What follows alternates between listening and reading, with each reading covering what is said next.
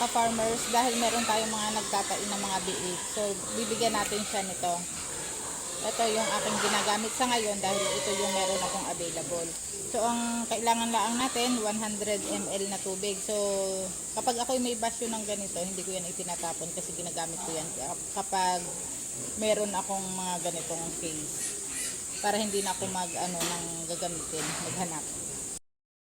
Doon mga ka-farmer sa 100 ml na tubig, maglalagay lang ako nito ng kaunti lang.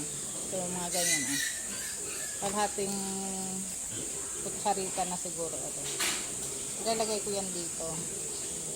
Tapos isi-shake natin.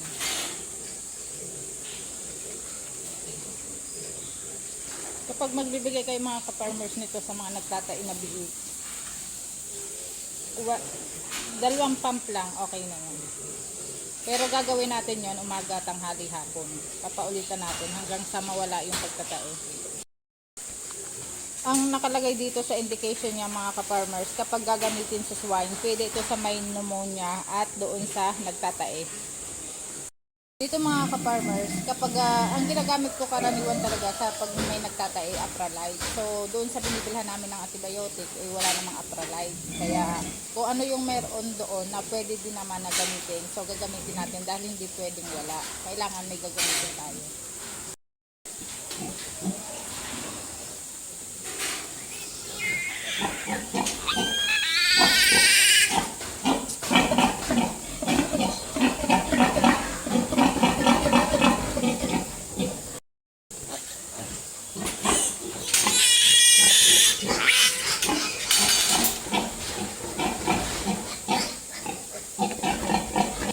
Kapag wala kang magagamit na ganito mga ka-farmers, kung pwede nyo gawin, itong 3 ml.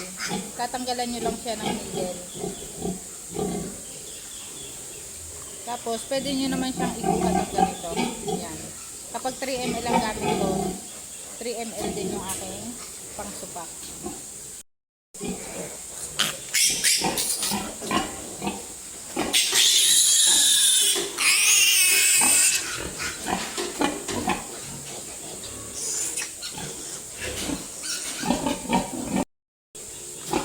Sa paggamit ng ganito mga ka-farmers, nakakasiguro tayo na nakakakuha sila ng colistin at saka ng vitamins. Kasi yung ginawa natin na ganito, hinalo natin. Sa halo-halo na din sila. May mga antibiotic, colistin at saka mayroong vitamins. So dahil dito sa pinato, may mga nagtatae. Kailangan lahat ng ibigyan natin sila. At saka make sure ng mga ka-farmers na nakakainom, naiinom nila yung ating isinusupak sa kanila na gamot. Kung mapapansin nyo mga ka-farmers, matataba naman yung mga biik, malusog. Kaya magtatainan sila. Ibigyan din natin sila na.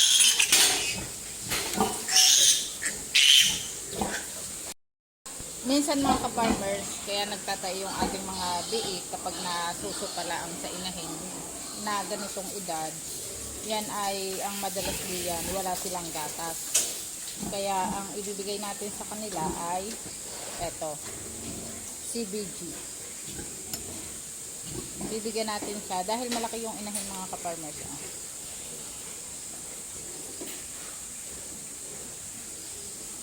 Bibigyan natin siya ng 20 ml.